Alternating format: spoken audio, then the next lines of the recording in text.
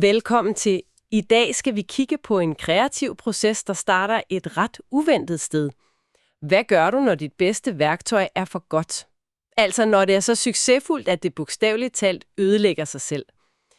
Det lyder måske som et luksusproblem, men det er kernen i en virkelig fascinerende historie om innovation.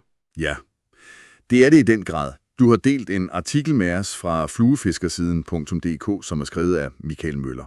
Teksten hedder "En flue bliver til", og den tager os med helt ind i maskinrummet på en meget personlig opfindelse. Præcis. Og vores opgave her er jo at folde den historie ud og se, hvad en historie om en enkelt fiskeflue kan lære os alle sammen om at observere, simplificere og skabe noget nyt. Lige præcis. Okay, så lad os starte ved begyndelsen. For at forstå den her opfindelse, skal vi jo først forstå det værktøj, den erstattede. Michael Møller fortæller, at han i årevis havde haft kæmpe succes med en meget berømte flue. Hvad er det for en flue, vi taler om? Vi taler om en sand superstjerne i dansk kystfluefiskeri. Den hedder pattegrisen. Den er oprindeligt skabt af Claus Eriksen. Hvis du nævner det navn til en dansk lystfisker, så vil de fleste nikke meget anerkendende. Okay, så det er en kendt størrelse. Ja, helt sikkert. Den er designet til at ligne en lille reje eller et andet af havørredens yndlingsmåltider, og den er kendt for at være næsten unaturlig effektiv. Så forfatterens udgangspunkt er ikke, at han mangler noget. Han har, hvad mange vil betragte som det absolut bedste værktøj på markedet.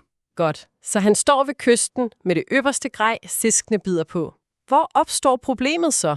Man skulle jo tro, det var ren idyl. Problemet er en direkte konsekvens af succesen.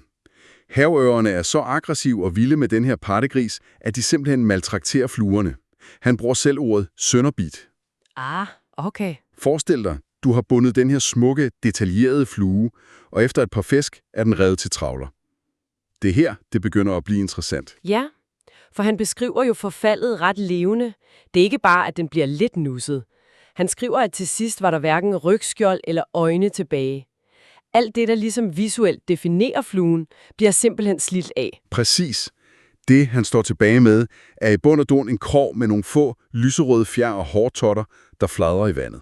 En ruin af den oprindelige flue. Og her står han så ved et valg, som de fleste hobbyfolk kender til, uanset hvad man laver. Og det valg er vel ret oplagt. Man klipper den ødelagte flue af og binder en ny, pæn og perfekt på.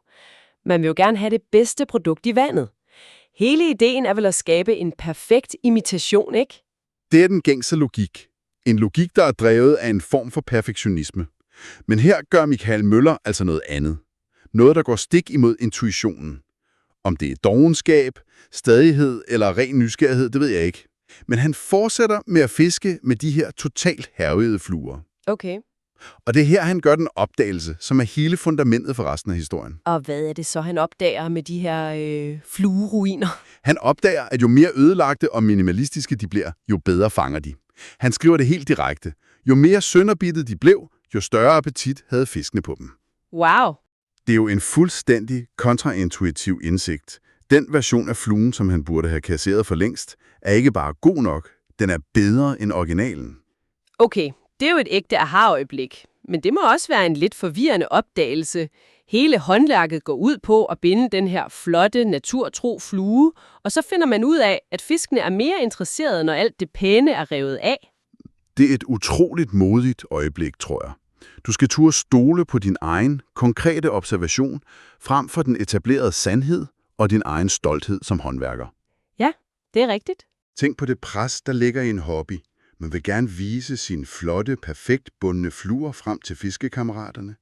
Her indser han, at det måske slet ikke de pæne detaljer, der virker. Det, der var tilbage, en simpel silhuet, en farve, en bestemt bevægelse, var åbenbart essensen af det, der fik fisken til at hugge.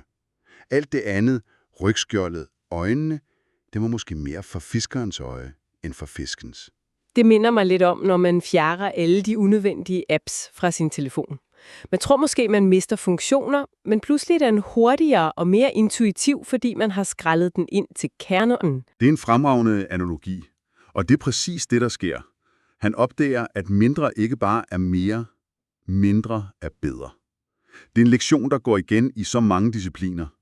Tænk på en kok, der fjerner unødvendige ingredienser, eller en designer, der fjerner støj fra en hjemmeside. Han har ved uheld fundet frem til fluens minimum viable product, som man vil kalde det i tech-verden. Okay, så han har den her ret vilde indsigt. Den ødelagte flue er bedre. Men hvad gør man så med sådan en viden? Man kan jo ikke bare vente på, at fiskene ødelægger ens dyre fluer på den helt rigtige måde. Nej, og det er det næste geniale skridt i processen. Han beslutter sig for ikke at se ødelæggelsen som en fejl, men som en opskrift, der skal kopieres.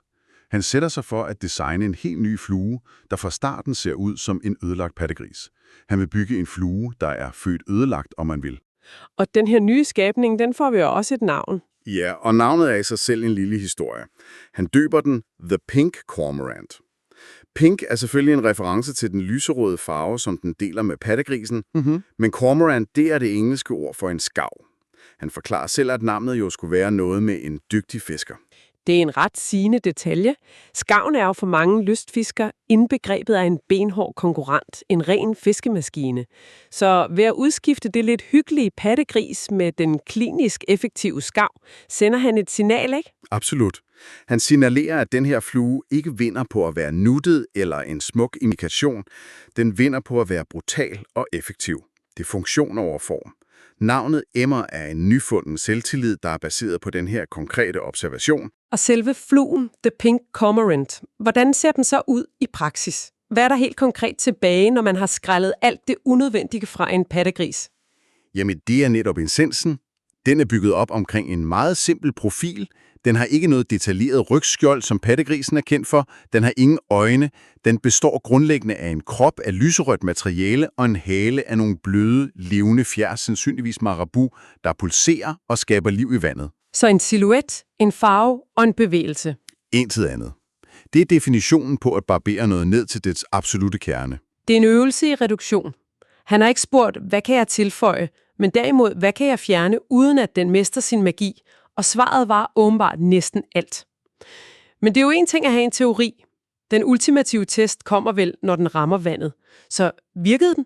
Det er jo det helt store spørgsmål. Og forfatterens konklusion er lige så simpel og effektiv som selve fluen. Han skriver kort og kontant: Pattegrisen fisker stadig godt, men jeg fanger flere fisk på The Pink Cormorant. Wow. Det er jo den stærkest tænkelige validering. I en lystfiskersmerten findes der ikke et mere solidt bevis end den simple konstatering.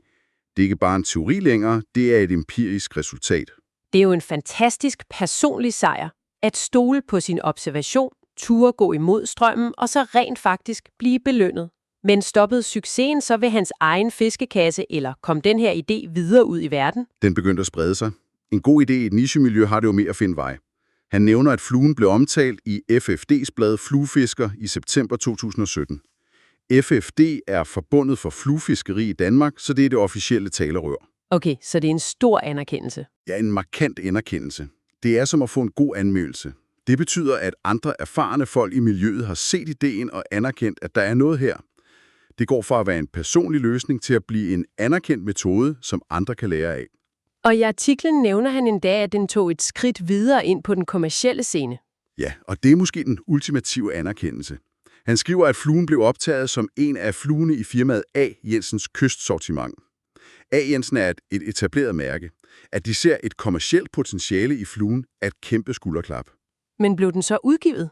Han tilføjer med en vis beskedenhed, at han ikke ved, om den rent faktisk endte med at blive udgivet. Men for historiens pointe er det næsten underordnet. Alene det, at et firma har vurderet den til at være god nok til masseproduktion, viser, hvor langt en simpel observation kan rejse. Det er en vild rejse. Fra en ødelagt flue til et potentielt kommercielt produkt. Men var det Pink Cormorant så et lykketræf? Eller var det et udtryk for en metode, han kunne bruge igen? Det er et rigtig godt spørgsmål, for det peger på kernen i, hvad vi kan lære af det. Artiklen nævner kort en anden flue, han har udviklet, The Brown Shrimp. Og han bruger præcis den samme formulering om den. At den er blevet gennemfisket på åben kyst i vige og fjorde. Okay. Det indikerer, at The Pink Cormorant ikke var en enlig svale. Det var resultatet af en metode. Og den metode er altså observer, simplificer og så test grundigt. Præcis. Han har udviklet en tilgang til innovation, der er baseret på virkeligheden ude ved vandet, ikke på teorier ved stuebordet. Og gennemfisket er vigtigt. Det betyder, at den er blevet testet igen og igen. Han har fundet en proces ved at stole mere på observation end på tradition. Så for at samle op, Vi starter med en mand, hvis bedste værktøj, pattegrisen, bliver ødelagt af sin egen succes. Og i stedet for at ærge sig, observerer han, at ruinen af fluen fanger endnu bedre end originalen. Og den observation bliver startskuddet til en bevidst designproces. Han skaber en ny, minimalistisk flue, The Pink Cormorant. Mere simpel, mere rå og for ham mere effektiv. Det er en lille, perfekt historie om at finde styrke i det, der ligner en svaghed. Og om, at innovation nogle gange handler om at turde fjerne ting, i stedet for at tilføje dem. Ja, det er en fantastisk lille case i designtænkning, bare fortalt gennem fluefiskeri. Nyskabelse handler sjældent om den helt store revolutionerende idé ud af det blå. Meget oftere ligger potentialet i at se på det, der allerede findes, med helt nye øjne. At forstå, hvad kernefunktionen er, hvad der faktisk virker, og så have modet til at skære alt det væk. Lige præcis. Den ødelagte flue tvang ham til at se kernen. Og den indsigt byggede han sin succes på. Så her er en sidste tanke, du kan tage med dig videre. Tænk på en proces, et stykke software, eller måske bare en vane i din egen hverdag. Noget, du bruger hele tiden og er glad for. Forestil dig nu, at det bliver slidt helt ned til sokkerholderne. At alle de smarte features, alle de ekstra knapper og al pynten forsvinder. Indtil kun den allermest basale, nøgne funktioner tilbage. Hvad ville du stå tilbage med? Hvilken uventet, brutal og måske overraskende effektiv kerne ville du opdage?